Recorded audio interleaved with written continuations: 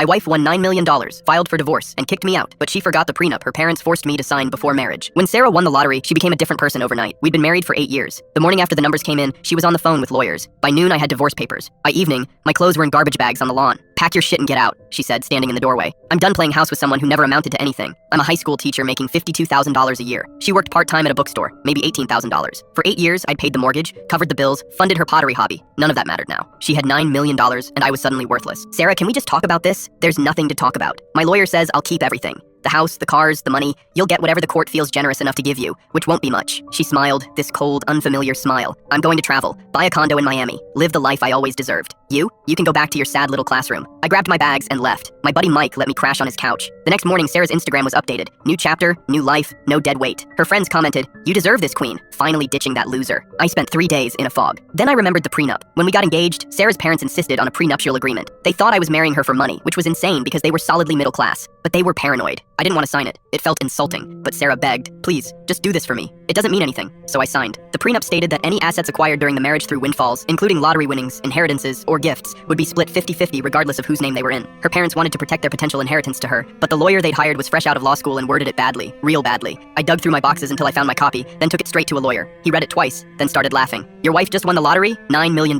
During your marriage? Yes. He laughed harder. She owes you half. This prenup is ironclad. She can't touch that money without splitting it with you. I filed a counter petition the next day, including the prenup as evidence. Sarah's lawyer called me within hours, voice tight. You need to withdraw this immediately. You're making a huge mistake. No mistake. Just enforcing the prenup her parents made me sign. That prenup was meant to protect her. Then they should have hired a better lawyer. Silence. Then, she'll fight this. Good. See you in court. The hearing was 3 weeks later. Sarah showed up in designer clothes, a new Rolex glinting. When she saw me, her face twisted with rage. Her lawyer argued the prenup was signed under duress, that it couldn't apply to lottery winnings. My lawyer presented the document and highlighted the relevant section. The judge read it carefully. Mrs. Peterson, did your parents arrange this prenuptial agreement? Yes, but... And did you and your then-fiancé both sign it willingly in front of witnesses? Yes, but he... And the language here is quite clear. Any windfall assets acquired during the marriage are subject to equal division. He looked at Sarah over his glasses. That includes lottery winnings. Her lawyer tried one more angle. Your Honor, my client believed this prenup protected her. Then she should have read it more carefully. The judge ruled in my favor. Sarah owed me $4.5 million, plus half the house, half her new car. Everything. She exploded in the hallway. You're stealing from me! That's my money! No, I said calmly. It's our money. You wanted the prenup enforced. Now it is. Her parents called that night screaming. I let it go to voicemail. You conned us. We'll sue you for fraud. My lawyer sent them a formal letter reminding them that they'd initiated the prenup, chosen the lawyer, and forced the terms. If they pursued legal action, we'd countersue for harassment. They went silent. 2 months later,